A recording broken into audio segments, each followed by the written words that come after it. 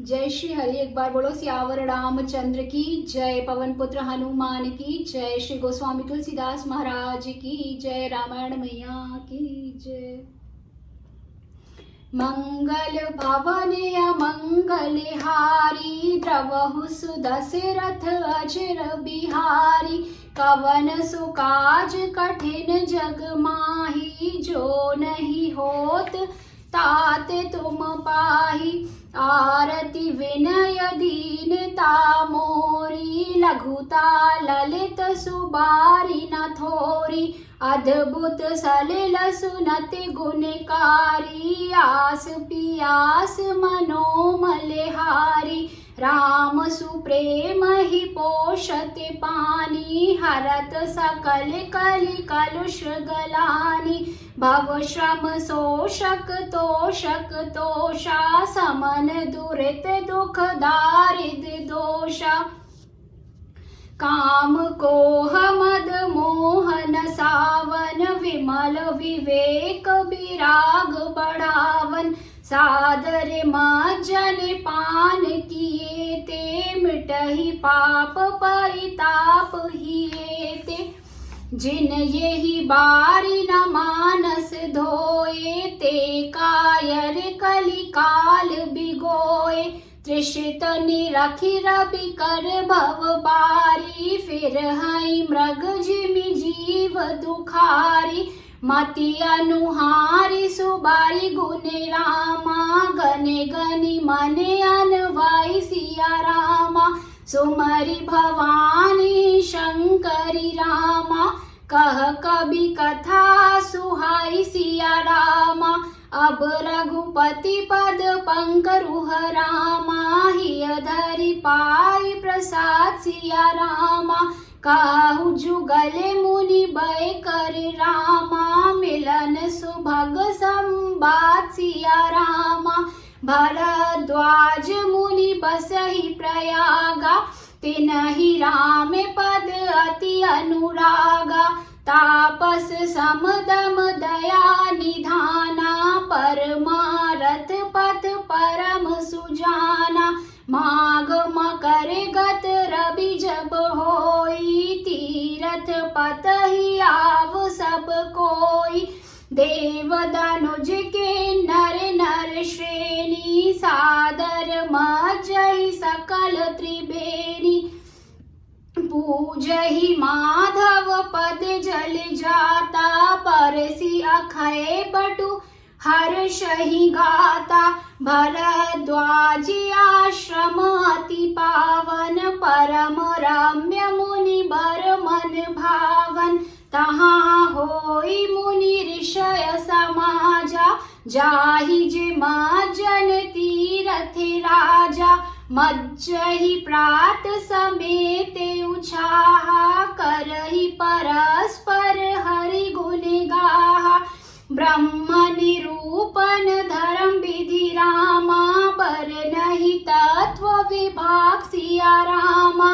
काहि भगति भगवंत के रामा, सुनजुत ज्ञान विराग सिया रामा। मंगल भवन अमंगल हारी, द्रवहु सुदशरथ अजर बिहारी। एक बार बोलो सियावर रामचंद्र की जय। पवन पुत्र हनुमान की जय। आइए अब जानते हैं इसके अर्थ को। मेरा आर्त भाव, विनय और दीनता इस सुंदर और निर्मल जल का कम हल्कापन नहीं है, अर्थात अत्यंत हल्कापन है। यह जल बड़ा ही अनोखा है, जो सुनने से ही गुण करता है और आशा रूपी प्यास को और मन के मैल को दूर कर देता है।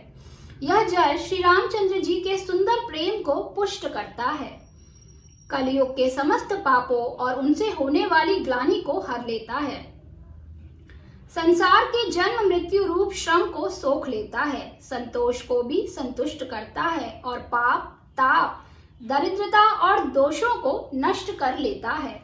यह जल काम क्रोध मद और मोह का नाश करने वाला है और निर्मल ज्ञान और वैराग्य को बढ़ाने वाला है। इसमें आदर पूर्वक स्नान करने से और इसे पीने से हृदय में रहने वाले सब पाप और ताप मिट जाते हैं।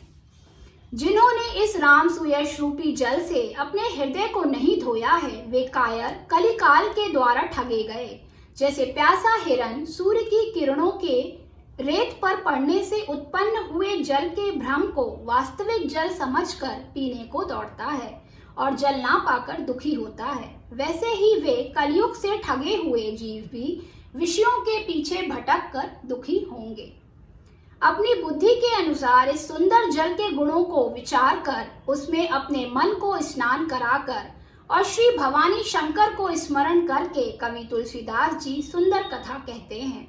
मैं अब श्री रघुनाथ जी के चरण कमलों को हृदय में धारण कर और उनका प्रसाद पाकर दोनों श्रेष्ठ मुनियों के मिलन का सुंदर संवाद वर्णन करता हूँ।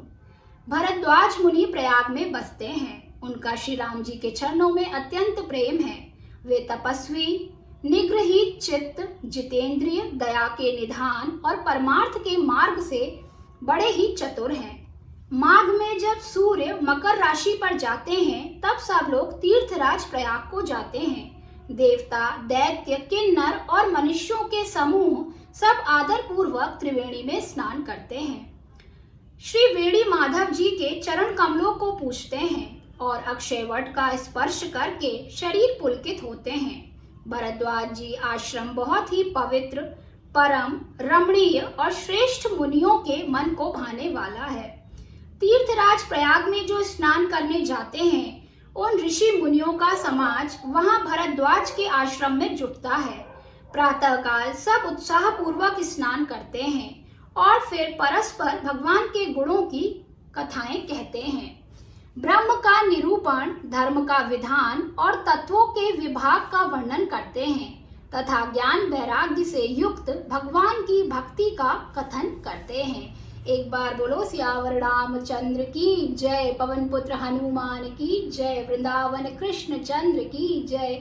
बोलो रे भाई सब संतों की जय। नमः पार्वती पते हर हर महादेव। एक बार सभी जोर से बोलेंगे जय जय श्री राम, जय जय श्री राम।